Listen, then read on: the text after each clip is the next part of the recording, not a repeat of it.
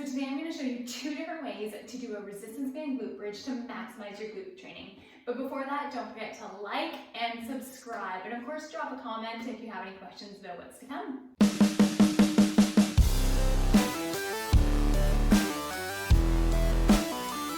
So you can do a glute bridge with a traditional strength band, which is in a loop, and I will drop a link in the comments for this, or with a mini loop or a booty band. Both are going to work, and I'm going to show you how to use each of them. So the more popular one is with this mini loop, and what you want to do is around your legs. Now you can place it above the knees or below the knees, but not on the knee joint itself, okay? And then coming down onto the ground, you're going to take your feet a little bit wider, lay your head on the ground, bring those heels close to your bum. Squeeze your glutes as you lift and drive your knees out against that band, pausing at the top for a full hip extension glute lockout.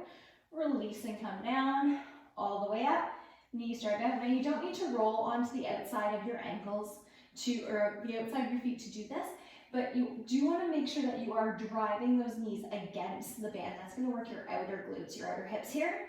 And the other thing is to make sure that you're not flaring the rib cage up to get a really big extension in the low back. You're trying to move through your hips and your bum muscle, not the low back. So squeeze the glutes, come all the way up, focus on that lockout position, and return back to the ground. With a strength loop, what you want to do is take one of those ends and wrap it around one foot, hook it over your knees so it will go onto your hips before looping it around the other foot. So you are banded in. And then you're going to set up the same with your heels close to your bum, take them a little bit wider than hip distance, keep that resistance band on your hips, and start your glute bridge as you squeeze the glutes, lift up against the band, pausing for lockout, release to come down, okay? So pushing all the way up, make sure we're not flaring our rib cage or arching our low back, but there is tension against the band, and come down. You're going to perform your reps that way. Now, the fun part is that you can actually use both of them, of course. So adding the mini loop around your knees is going to hit your outer glutes the most, whereas adding the strength band around your hips is going to add some resistance to your big glutes, your glute max. So by doing both, you are hitting all 3 gluteal muscles, okay? So coming down, band around your hips, take the feet wide, drive the knees out against the band, and up against the strength band here, come down and perform your repetitions this way. So up and squeeze, and come down.